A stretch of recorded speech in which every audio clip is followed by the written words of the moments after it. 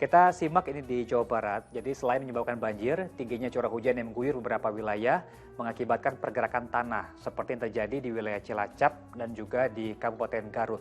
Warga yang berada di sekitar lokasi terpaksa mengungsi terutama saat turun hujan. Seperti inilah kondisi rumah warga di Desa Panulisan Timur, Kecamatan Dayahluhur, Cilacap, Jawa Tengah. Satu rumah warga dalam keadaan rusak berat akibat pergerakan tanah. Peristiwa ini merupakan kali kedua, dan curah hujan yang tinggi mengakibatkan retakan semakin meluas hingga merusak rumah. Warga telah berupaya menahan bangunan rumah agar tidak roboh, namun kondisi tanah yang labil membuat usaha warga tidak berjalan baik. Pergerakan tanah ini terjadi di dua dusun yang mengancam 16 rumah warga. Selain bangunan rumah, pergerakan tanah ini juga merusak perkebunan dan kolam ikan milik warga. Hujan dari mulai kemarinnya itu udah tinggi, pas puncaknya menjelang maghrib, rumah Bapak Sukardi ini kurang lebih pergeseran tanah itu waktu itu cuma 10 cm. Sementara itu, hal serupa juga terjadi di Jawa Barat, tepatnya di Desa Karya Mekar, Kecamatan Cilawu, Garut. Dua rumah dilaporkan rusak berat akibat pergerakan tanah. Selain menimbulkan patahan sepanjang 200 meter, tanah juga alami longsor sedalam 15 meter. Bahkan separuh bangunan rumah ikut amblas. Pergerakan tanah juga mengancam belasan rumah lainnya. Untuk pergerakan tanahnya secara bertahap, tergantung situasi sekarang kondisi gitu. Kalau misalkan hujan gimana Pak warga? Nah kalau hujan warga otomatis mengungsi gitu. Ya kalau mungkin harapan kami ini harus ada relokasi gitu ya, tetapi mungkin terkendala juga dengan ketersediaan tanah. Warga berharap agar pemerintah daerah bertindak cepat dengan merelokasi mereka. Karena setiap turun hujan, warga dilanda keresahan. Khawatir pergerakan tanah akan terjadi dan meluas. Tim Liputan melaporkan. Kalau kita lihat Ustaz, ini efek dari tanah bergerak hampir sama dengan musibah gempa yang ada di Sulbar ya Ustaz ya.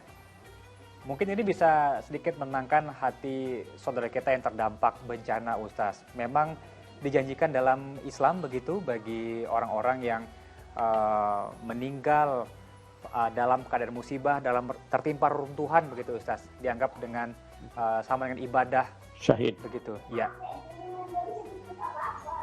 Benarkah demikian Ustaz? Ya, betul. Ya, jadi apa yang dialami oleh saudara-saudara kita ya, yang tanahnya bergerak lalu mengancam keselamatan mereka, keselamatan harta benda mereka.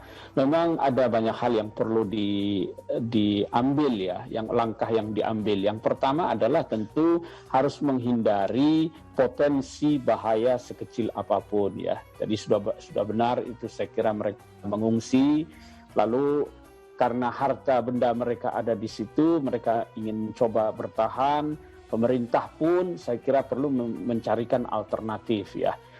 Jadi ikhtiar untuk menghindar dari bahaya itu adalah sebuah keharusan. Kata Sayyidina Umar itu, nafirru min qadarillah ila qadarillah. Menghindar dari satu takdir yang membawa bahaya kepada takdir lain yang akan menciptakan keselamatan ya. Itu yang kedua yang perlu kita renungkan bersama melihat kejadian ini, tentu ada rasa was-was ya, ada rasa kekhawatiran bagi mereka yang tinggal di situ. Semuanya karena musibah ini adalah bersumber dari Allah Subhanahu wa taala. Oleh karena itu perlu kita kembalikan segala sesuatunya kepada Allah Subhanahu wa taala. Jadi selain berikhtiar menghindari musibah, kita juga perlu kembali kepada Allah Subhanahu wa taala, bertaqarrub, memperbanyak zikir dan doa-doa. Mudah-mudahan Allah Subhanahu wa taala melindungi kita dari bahaya atau musibah itu ya.